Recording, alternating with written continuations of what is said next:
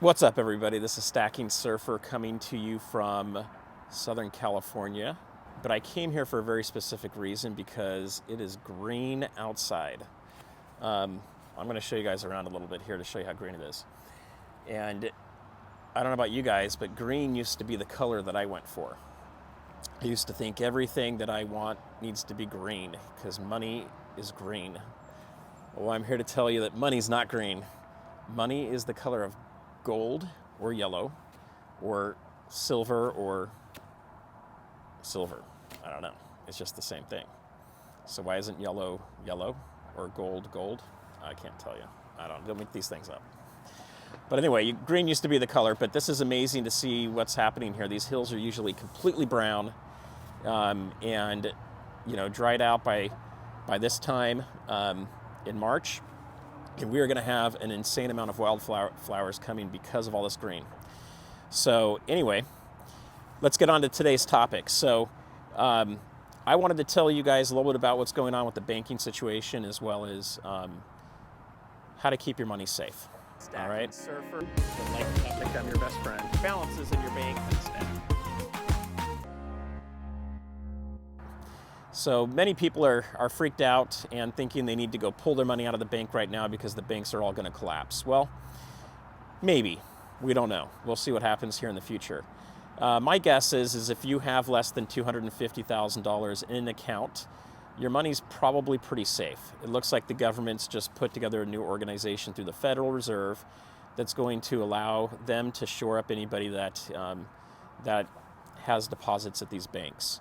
The questions they're not answering is how long would it take for you to get your money back? And will you be able to pull it all out when you want to pull it out? Some of those are questions we just don't know yet. So I want to tell you a little about what I'm doing and some of the recommendations I have to keep your money safe. So 5 tips here that I'm going to give you guys. So number one, first tip, is pull some cash out of the bank. I'm not talking about a run on the bank. I'm not talking about taking everything out. But what I am talking about is having enough cash at your house that if something were to happen on a Friday with your bank and they decided to not allow deposits to leave, or I should say cash to leave the bank, you couldn't take anything out from an ATM machine, or let's say maybe they shut down their online banking for a while. Maybe the bank goes down, maybe the bank's just having a liquidity problem. Okay, a lot of them could be on the verge of that. Having some cash at home makes you sleep well over the weekend, right? Now, what if it goes on for a week? What if it goes on for 2 weeks? If you've got that much cash to pay your bills and to get groceries, you'll feel more comfortable about it. So tip number one is take some cash out so that you've got it on hand for anywhere from a weekend to a couple weeks worth of cash, okay?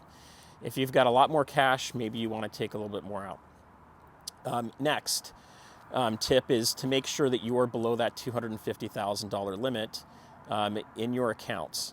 My recommendation is per bank. I would definitely put money in more banks, and I probably wouldn't keep more than $250 at one bank. And we're talking personal accounts here. Businesses, the same thing applies, but a lot of times with a business it can be a little bit trickier, more of a pain in the butt. And I'm not a financial advisor, so with any of this stuff, these are my opinions. This is the surfer's opinions. So if you've got a different idea, put it in the comments down below. Let me know. What else are you thinking? Number 3 is going to be multiple banks. Okay, so I kind of hit that in the second one, but having multiple banks, it can't hurt you. It might be a little bit more of a pain in the butt, but if one bank has an issue, hopefully your second bank won't. Maybe your third, fourth, fifth bank. So it really comes down to how much money you have. If you're in the lower range of just a few $1,000s, I wouldn't be too concerned about that. But if you're starting to get into the tens of thousands or hundreds of thousands of dollars, it's a good idea to go to a few different banks, at least in my opinion. Number 4 is buy precious metals. So my recommendation is to buy gold and silver. Right now, based on everything that's going on, this camera is just shaking all over the place. I would definitely be looking at gold and silver that you can get at a lower spot price for right now if you have not been into stacking for a while.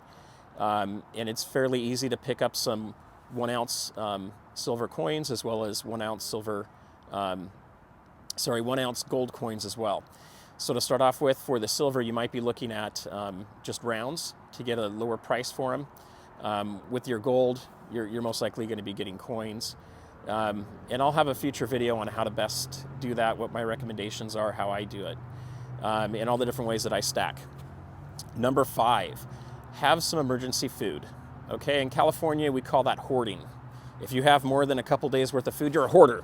Don't be a hoarder. I'm just kidding, be a hoarder. I call it emergency preparedness. I call it doing your due diligence to make sure that your family is in good shape. So for me, I don't think it's a problem. I would go ahead and make sure you've got a couple weeks worth of food minimum to a few months.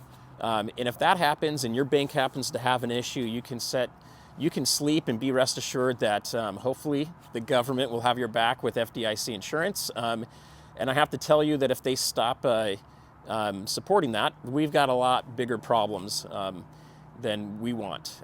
Probably bigger problems than you're worrying about your deposits at the bank. So I wouldn't worry too much about that. Well, go ahead and hit my subscribe button, or this subscribe button. Also hit the bell icon so that you can be notified of my next videos coming up. And what I would love to hear from you guys is comments down below. Let me know, what do you think about this video? Would you like to see more of them? What other information would you like to cover? So right now, that's just my quick tips. And I'm going to show you real quick just behind me here so you can see. So take a look behind me here. This hill is just completely green. I've never seen that hill green. And if you look behind right over here, this is the Pacific Ocean, not too far from where I'm at. It's a little bit cloudy right now, but there is water. Let's see, right there. There's water on the ground. These rivers are dry all the time. They're dry river bottoms. And then over here's a retention pond right there that's got water. Unforeseen in California. Unforeseen, not seen in California. So anyway, and over here you've got these great hills. This is just amazing. So to me, this has been a blessing from heaven. We'll keep it at that. We'll try to keep it high level. And I'm excited to have this rain here. We have not had any major flooding problems in my area of Southern California, and it's helping us get out of this drought. So at least some blessings are coming into play. So I want to thank you guys for being awesome and for following and for watching this video. So peace out until next time. Thanks, guys. Bye-bye.